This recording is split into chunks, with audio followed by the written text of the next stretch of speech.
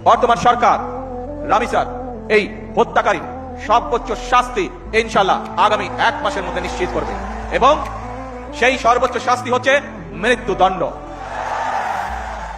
যাতে করে ভবিষ্যতে আর কোনো ব্যক্তি মানুষ এইভাবে শিশু বা নারী নির্যাতন করার সাহস না পায়। জনাব তারেক রহমান, আপনাকে স্যালুট। আপনি যেভাবে রামিসা হত্যার বিচার করবেন বলে আমাদের কাছে বলেছেন, আপনাকে এর জন্য স্যালুট।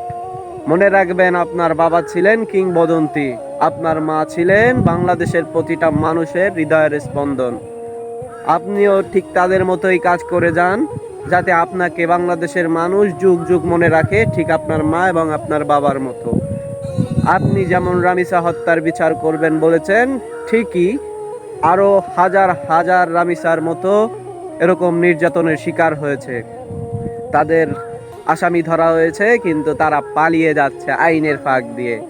আপনার কাছে অনুরোধ, আপনি তাদের বিচারটাও করবেন, যাতে এই পৃথিবীতে যতদিন আপনি বেঁচে থাকেন অথবা মারা যান, আপনার মা বাবার মতো এই দেশের মানুষ আপনাকে মনে রাখে।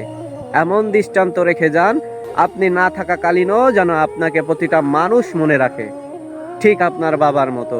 মনে রাখেন, আপনি কিন্তু কিংবদন্তির ছেলে, আপনি কিন্তু বেগম খালেদা জিয়ার ছেলে। আপনি চামচাদের কথা মতো চললেন না, আপনার নীতিতে চলবেন। মনে রাখেন, রাজা কখনো তার চাকরের নীতিতে চলে না, রাজা তার নিজের নীতিতে চলে। স্যালুট আপনাকে, আপনি এগিয়ে যান ইনশাআল্লাহ।